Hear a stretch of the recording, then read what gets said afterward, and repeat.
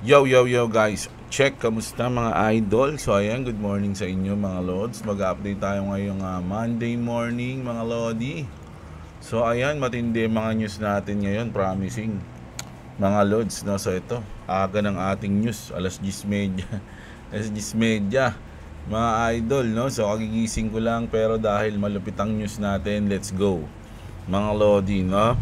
So punta tayo muna sa ating crypto bubble. Ang day natin medyo ang ganda, no? Ang ganda ng crypto bubble natin. Halos puro green, no? Dalawa lang yung makikita mong kulay red, yung BONK tsaka yung CRB. Pero sa hours natin ngayon, ayan, medyo dumami na. Oy, grabe yung Pi, oh. Kita niyo yung Pi network, mga lods. So, bumabangon, umaahon sa putikan. Mga lodi, ang ating Pi network. No? So medyo nagkakaroon ng buhay ngayon yan. So bago tayo mag-start, puntahan muna natin ang ating chart ng XRP, which is goods na goods for me. Umabot na to ng 3.28 mga idol. Ngayon nasa 3.25. So 8K, no? Yung trade natin 8.3. Ayan, umabot na ng 8,300, no? Sabi ko nga, maganda to umabot ng Thursday o Wednesday mga idol, no? Medyo may malupit na mangyayari dun. Bukod sa FOMC meeting. Ayan. Bukod sa FOMC meeting, merong matinding i-announce mga idol. So mamaya malalaman natin, matindi mga loads, no? So grabe, no? Pag na-break na ito yung mga nandito, siguro 3.6. Tapos nakaposisyon pa rin tayo. Taragis magkano kaya? 8, sabihin nating mga dito 16. Dito mga nasa 20 plus siguro. 20 plus siguro mga idol. No, yung magiging profit natin pag na-break niya tong 3.6 mga loads, no? Siyempre, doon na tayo maglalagay ng lock profit niyan. Pero, paano kung yun na pala yun, no? Dito na pala yung pinaka-bottom, no? Bottom, no? Tapos, ano na to, rekta na sa buwan. Kasama yung position natin, ang ganda yun. Pag nangyari yun, mga idol, no? So, mag-news na muna tayo ngayon, mga idol. Bula muna tayo sa ating crypto, no? Dito muna tayo sa mga global trending news. Ayan, grabe yung China, pinasok na yung Alaska. Idol. US Coast Guard detects Chinese research ship off Alaskan coast, no? Grabe to. Mga idol, kasama ata sa 9-dash line nila yung Alaska. Di ba? So, alam nyo, yung China, mga idol, talagang nag-explore sila. Pag panoorin nyo yung mga documentary na ginawa nila sa Mariana Trench, tapos yung ginawa nila sa buwan, grabe mga idol. Panoorin nyo lahat na pinupuntahan nila, pati sa mga dagat, ang lupit nun, mga lods, no? So ito, in-explore na rin nila yung Alaska. Nako, matindi to mga idol, baka maunahan talaga yung US dito. Ang daming ginagawa ng China ngayon mga idol na explore yung napanood ko nga yung sa Mariana Trench na pinakamalalim na dagat, balik-balik na lang pala sila dun. Di ba dati parang hirap babain noon sa pressure, di ba? Ngayon balik-balik doon sila kumukuha ng minerals, mga load sa ilalim. Ngayon, mga minerals na ginagamit sa mga battery ng something, ganyan. Panood ko. Kaya lang, ang balik noon, sinisira nila yung yung ilalim ng dagat, mga idol. Kaya lang, wala silang magagawa. Walang magagawa kasi sila lang yung nakakapunta doon. Mga sino sasaway sa kanila? Di ba? Oh. Tapos, yung sa buwan, meron din ako napanood sa kanila. So, grabe. Ngayon, nandito ngayon sila sa Alaska. I-explore na nila to. Makikita nila yung mga tinago ni Hitler dyan. Hindi, sa ano pala yun? Sa Antarctica pala yun. Hindi pala dyan. So, ayan mga idol, no? Grabe. Kumakalat na sila. Tapos, eto, nakita ko lang to, mga idol. Ang tindi nito. Malupit din pala yung Turkey, no? Meron silang Gazap. Turkey unveils Gazap. Its most powerful non-nuclear bomb. So ito yung pinaka malakas, no, na hindi nuclear parang nuclear pero hindi siya nuclear, no? Yan yung boom. Tingnan natin yung niya, yung lakas ng kapangyarihan niya sa malayo. Ayan, boom, lakas, no?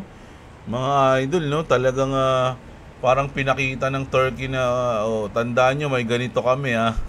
Huwag nyo kami dadamay sa mga kalokohan nyo. Oh, ayan oh. Grabe yan oh. Parang nuclear eh, no? Pero ito ay non-nuclear, mga idol. Tama yung sinabi dito ni Desas. Humans are stupid. Para gumawa ng mga ganitong weapon. Talagang nakakatakot yan, mga idol. Lalo na pag binagsak yan sa may mga tao. GG talaga. So, eto na. Speaking, grabe. So, siguro kaya medyo gumanda yung takbo ng market, mga idol. Kasi, na-extend eh. China and US to extend tariff. Hindi, may extend pa lang nila. Post by another 90 days. Na? Tignan natin kung totoo to, sabi ni Grok. Oy, nako, mukhang hindi ata totoo. Buti na lang, may nagtanong. No, this claim lacks confirmation from official US or Chinese source. As of July 27, 2025, the existing tariff post agreed in May expire in August 12, no?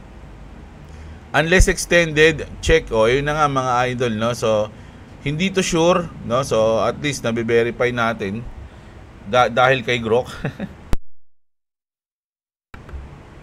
So, matatapos yung tariff post nila sa August 12.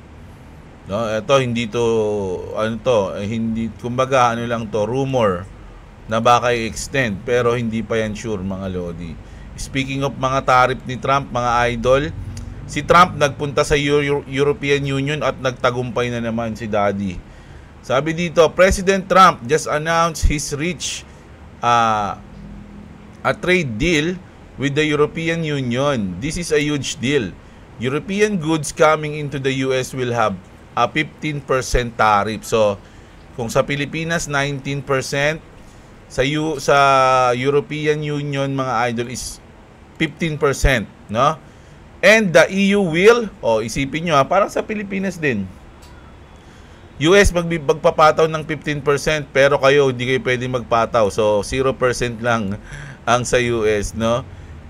The UA will put 0% tariffs on US goods, buy hundreds of billions in military gear, make 600 billion in US investment, buy 750 billion in US energy. A fantastic deal by President Trump. Sana lahat ganito yung presidente, no? Mga lods, magilas, matindi, at malupit na negosyador. Negotiator, mga idol. Kasi pagkatapos nito, nagkaroon ng press conference to si Madam, no, yung Prime Minister nila.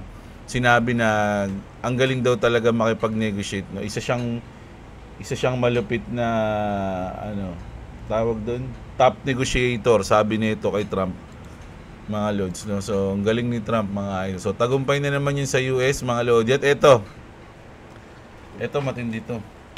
Ito yung last natin non-crypto news. Matindi to, mga lodi. Isipin nyo sa inyo to nangyari. I'm going to bomb the plane, sabi. Death to America. Death to Trump. Allahu Akbar. Recorded earlier. So, siguro kagabi to o kaninang madaling araw. Recorded earlier today abroad. A domestic internal flight EasyJet over the UK. Sa UK to. Di ba nandun nga si Trump, no? Hindi, sa Europe pala yun. Magkaiba ba yun? UK tsaka Europe? Yun, di ba? So, iba pala to. Legacy. Sorry. Legacy media aren't showing UD, so hindi raw to pinapalabas. Tignan nyo yung ginawa ni Manong sa plane. The plane! Going to bomb the plane! Death to America! Death to Trump! Allahu Akbar! Allahu Akbar! So, isipin nyo, pasahero kayo dyan, no? Tapos may ganyan. Ay, nakakatakot yan. Allahu Akbar! Kaya lang, ayun na. Ayun na siya. Ayun na siya. Inuhuli na siya, mga idol, no? Makulit ka, Sit down. Don't move. The plane! Nasa Europe yung UK. Sensya na. Hindi ako maalam sa mga sa mga bansa-bansa No, baka dito. Yan nandun sa Europe si Trump di ba? Oh, ayan na, mga idol. Grabe. Nakakatakot yan. So, ito na. Punta na tayo sa crypto. O, bago tayo mag-crypto news sa mga wala pang crypto exchange dyan, mga idol, andyan yung link natin ng description. May mga nagtatanong sa akin, ano ba magandang gamitin, Kuya Jeblo? Meron akong OKX ba? Ganito ganyan, ganito ganyan. Yung link sa description ko sa baba ng video, mga lodi, ayun yung ginagamit ko. No? To, ayan o, ayan o. Hindi ko binabanggit. Ayun yung ginagamit ko, pero hindi ko siya pinopromote. Andun lang siya. Ayun yung ginagamit ko, mga idol. So, as para sa akin, ito yung maganda. Diba? Ganun lang yun, mga lodi. So, punta na tayo sa news natin. Crypto news. So, ito na. Bitcoin 4-year cycle is still on track, mga idol. So, grabe. No? Yung iba nagsasabi, wala na yung 4-year cycle na yan. Kasi, inadapt na tayo ng something ganito, ganyan. No?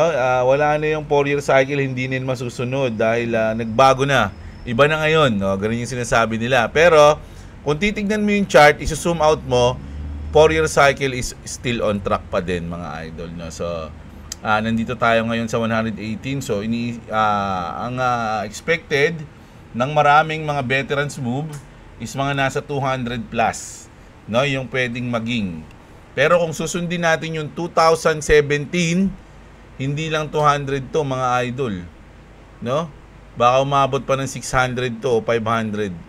Kung ganito kataas, mga lods, tanyan. Ayun yung sa Bitcoin, no? Pero sa altcoins, eto na. Ay, hindi, Bitcoin pa rin pala to. Kasi nga, kung may chance kasi talaga na bumasag si BTC kasi nabasag niya na mismo. Ayan, no? Bitcoin just broke out of a bullish continuation pattern. So, binasag niya na to. Mga lods, ayan na.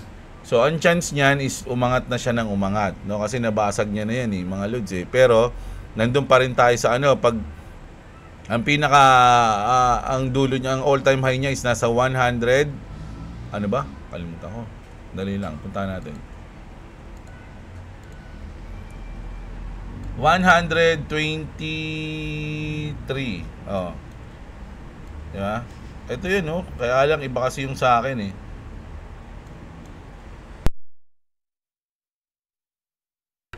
Sa akin, ganito triangle Sa kanila, hindi Ganito yung sa kanila. Ganyan, no? Pero basag pa rin. Parehas pa rin basag, no? So, ang pinaka-resistance niyan sa akin na ito ng 123. Pero once na kumawala na siya dito, malakas na yan, Kumbaga, nakaipon na siya ng puwersa. So, sa tagal nito, so, pwede niya nang basagin tong part ng 123, mga lods. Ayun yung sunod, no? Pwedeng mauntog dyan o pwedeng niya na yan, lampasan niya na, mga idol, no? So ganun yung tinitignan ng ibang mga analysis. So ayan, sa Bitcoin, no? Ayan, good news yan, mga lodi. Siyempre, once na Bitcoin lumipad, kasama naman lahat, So sa altcoins muna tayo. Sabi dito ni Mustache, altcoins, no? Altcoins, this altcoin run will be more like 2017 than 2021, mga idol. So sabi ko nga sa inyo, kung sa 2017 yung gagayahin natin, taas niyan, mga lodi. Ganito yung pump ng 2017, no? Mga lods, yung sa 2021, ganito lang, 'Di ba? Halos kalahati lang ng 2017. Andito tayo ngayon. Kung 2017 yung susundan natin, plugong yan. Plugong. Ganun yung magiging sounds niyan. Plugong. I'll show you a chart later that strongly suggests this. Oh boy, you are not ready, sabi ni Mustache, no? Talagang bullish na bullish siya. Third alt season, it can be so simple. So, eto na, no?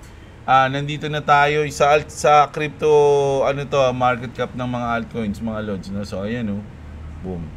'Di ba? Malapit na.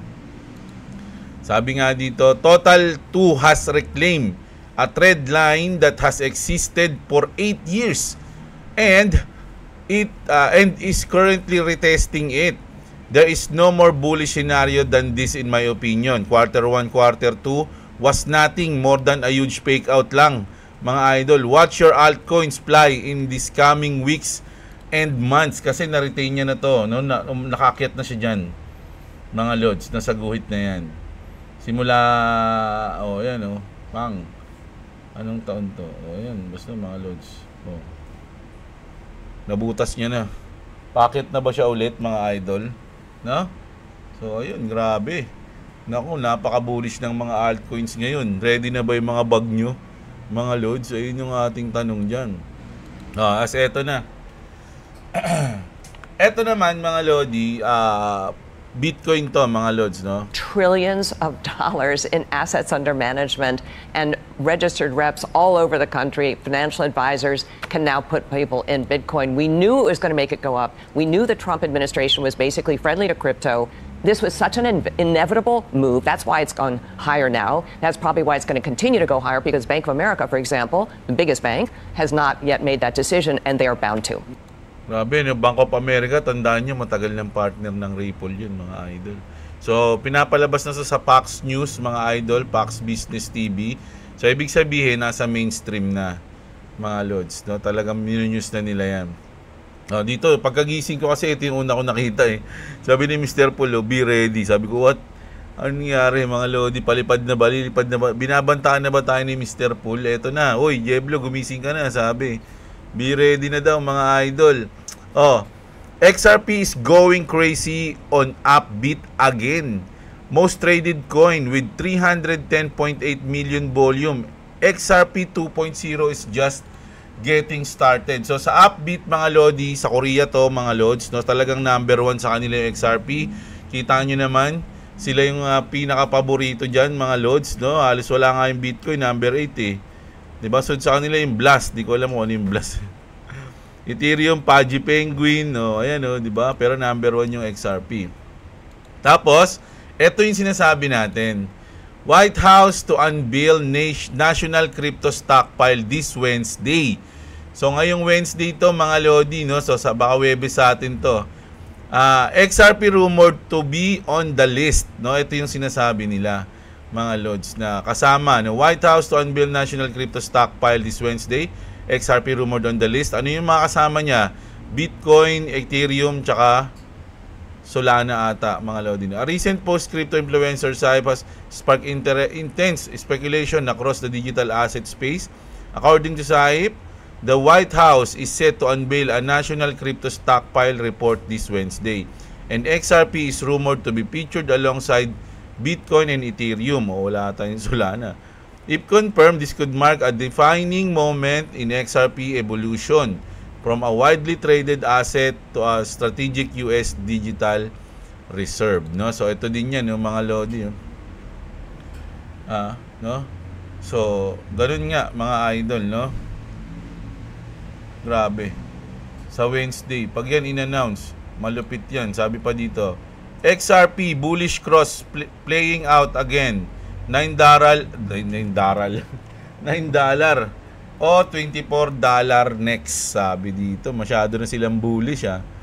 The White House is set to release, ito na nga ba anong news na yun, ha. So, ito yun, ha. Ito pa rin yun, mga lodi. The White House is set to release its National Crypto Stockpile Report this Wednesday. Rumors swirl. So, ang dami kasing nagpo-post na ito. So, ibig sabihin, parang ang daming parang totoo, di ba? Pero rumor pa lang, ha. XRP may be listed alongside BTC Ethereum as a strategic digital asset. Is XRP about to be officially recognized at the highest level?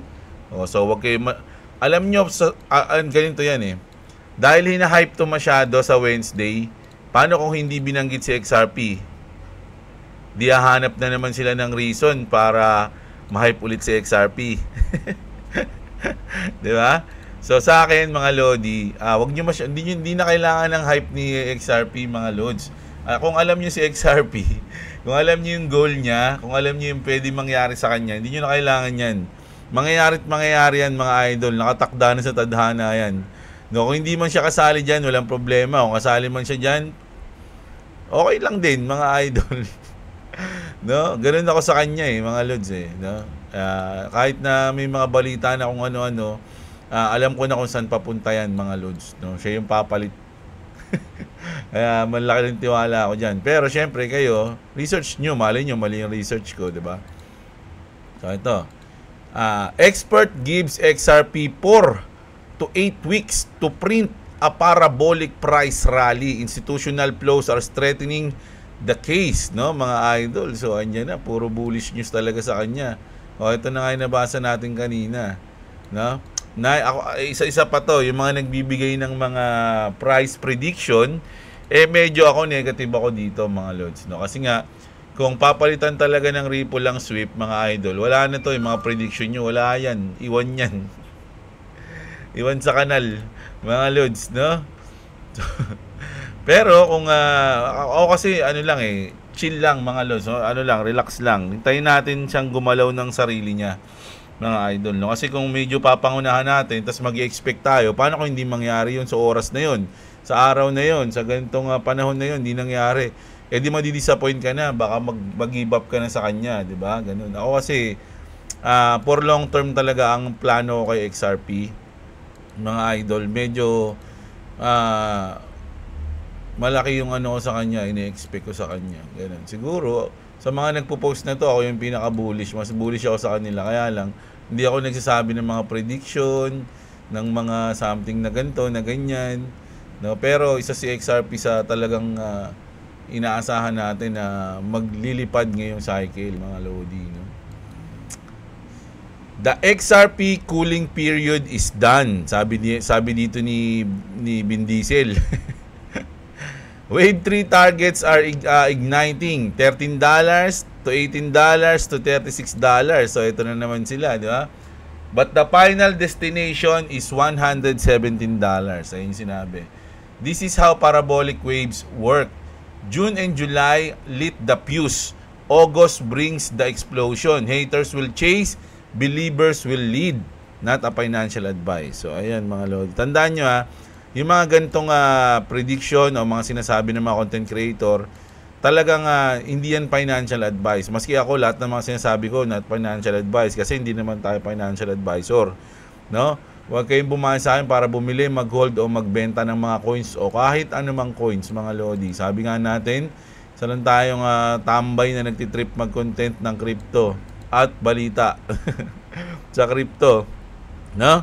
So, mas importante pa rin, mas mahalaga pa rin ang research nyo mismo. Sa inyo mismo manggagaling, no? Kasi pera nyo mismo yan, Hindi ko naman pera yan. Kung sakaling matalo kayo, hindi ko responsibilidad yan. Kung sakaling manalo kayo, hindi ko rin responsibilidad yun. Sa inyo yun, di ba? Panalo nyo yun, Di ba, mga idol? Mas masarap yung feeling kapag nagtagumpay kayo sa research nyo. Sarili. No, yun, mga lods, no? Goods na goods, di ba? O, ito na. Ripple, secure, US patent for trust-based instant cross-border payment. No full network confirmation needed. XRP might slowly replace SWIFT, offering a faster and more efficient alternative. So, ayun na nga, slowly replace SWIFT. Slowly. So, ibig sabihin mga idol, hindi yan yung biglaan. No? Kaya nga yung sinasabi nila flip the switch. Medyo, ang sa tingin ko na sinasabi nilang flip the switch ay yung pag sinabing flip the switch na, ayun yung gagamitin na, kumbaga, magla-live na lahat ng partner ng Ripple. Pero I'm not expecting na kunyari sa isang araw, biglang one day, isang God candle siguro, pwedeng mangyari, pero medyo mababa yung porsyento. Sa tingin ko, yung God candle na mangyari sa XRP is weekly or month, ganun. Isang malupit na God candle ng week or month. Pero, magkakaroon pa rin ng volatility doon kasi isang buwan yun, isang linggo, di ba? Magkakaroon pa rin ng volatility under nung candle na yon. Pero pag i-zoom out mo siya sa week or month, isa siyang God candle, parang ganun. Pero isang araw lang, isang oras lang na biglang lilipad, medyo yun, kakaiba. Kakaiba yun, mga idol, no? So ito na, no? Last natin news. The biggest bank in the US won't be a traditional bank. It will be Ripple. Sabi dito, no? Applying to become the first blockchain bank with a Fed master account. This is how the US becomes the crypto capital of the world. XRP price think bigger. Ayun yung sinasabi ko, mga idol, no. Yung mga nagpipredict ng mga price, negative na ako doon. Sa ngayon, mas malaki yung expectation ko sa kanya, sa XRP. Ngayon, mga lods, no. Pero pwedeng mali tayo, kaya nga hindi lang XRP yung ini-invest ko, marami. 'Di ba? Kasi kung sakaling mali man ako sa XRP, meron pa akong mga ibang coins na pwedeng bumawi sa akin kahit maliit lang. No, sabi nga nila, don't put your egg in one brick. Hindi, in one basket. Don't put your eggs in one basket. Sabi nila, 'di ba? So kailangan ikalat nyo rin yung mga asset nyo, mga idol, no. Pero ang pinaka-paborito ko talaga itong XRP. So hindi ako bias talaga ako sa kanya, mga idol. Pero sakaling maliman ako, maliman yung mga ni-research ko, ibig sabihin kasalanan ko 'yon. Kaya meron pa rin ako mga ibang coins na nilalagay. Overall ata nasa 10 yung coins ko kasama na XRP doon. So yun, no? Kung sakaling mabigo man ako, meron pang iba na pwedeng bumawi siguro sa akin, ganun lang, mga idol, no? So ganun din, sana meron kayong plan, meron kayong strategy habang nag-invest kayo sa crypto, dahil ang crypto is pangalan niya pa lang, no? Crypto, risky na agad yan kahit kanino niyo itanong. Sa lahat ng investment, crypto yung pinaka-risky dahil pwede kayo volatile sobra, pwede kayong yumaman ng isang linggo, pwede rin kayong masunog ng isang linggo, walang matira sa inyo. Pwedeng ganun, no? So kailangan maingat, may plano, at pinag-aaralan niyo yung mga pinag-iinvesan nyo. So ayun lang sa atin ngayong umaga, mga idol. Good morning sa inyo. Mamaya babawi tayo gabi. Medyo sa totoo lang, kakagising ko lang talaga, pero nakita natin yung mga news na to. So ayan. At ayun, good luck sa lahat, mga idol. Kapit lang, malapit na. Ngayong week na to, titignan natin, mga lodi. Ito last na. Check natin, no? Sa forest calendar kasi natin, wala ngayong Monday So walang Monday ngayon, tahimik ang mundo. Pero siguro ang mag-aano lang dito, mga retail lang to, kaya yung mga nagpapa-hype, no? Pero Tuesday, Wednesday, Thursday, ito na yung pinakamatindi. Lalong-lalo na yung Thursday, which is July 31, dahil magsasalita si Jerome Powell dyan. Magbababa na ba siya ng rate, no? So titignan natin yan kasi ito yung unang-una niyang salita o magsasalita siya sa public simula nung nag-usap sila ni Trump, no? So ano ba yung sasabihin niya? O na-convince ba talaga siya ni Trump? O gagalitin niya ulit si Trump? Pagka. Pero nag-announce na si Jerome Powell sa mga constituents niya Sabi niya hindi siya magre-resign. So baka may napag-usapan nga sila ni Trump, 'di ba? So ayun yan, abangan natin to lalong-lalo na sa Thursday. At yung Wednesday na sinasabi nila, mga idol, no, na i-announce yung strategic stockpile. So ito, 2 araw, mga idol, no. 8 PM, hindi pala to. Hindi ito yung oras ng announcement pala. Hindi ko alam kung anong oras sa Wednesday. Pero Thursday, madaling araw na naman to, mga idol. 2 AM ng madaling araw ng Webes sa atin. So puyatan galore na naman, mga idol, no. So ayan, kita-kits na lang tayo, mga idol, sa susunod na video ko mamayang gabi, no? So mamaya magbabasa tayo ng comment kayo dyan. Huwag nyo kalimutang i-like yung video natin. At syempre, mga idol, no, sa sobrang thank you sa lahat ng sumusuport sa ating channel, no, nagjo-join sa ating membership. Napakasaludo sa inyo, mga idol, no, na-appreciate ko yan. At sa mga gustong sumuporta, nandyan lang po yung join button natin sa tabi ng subscribe, no. So ayun, thank you sa lahat, mga idol. Kung ayaw nyo mag-join, wala ang problema. Like, comment lang, masaya na si Jeblo dyan. So kita-kits tayo mamayang gabi. Maraming salamat sa inyo. Magandang araw, mga kapatid. At WhatsApp, may pasok na si Boy WhatsApp, kaya wala siya ngayong maaga, mga idol. Kita-kits!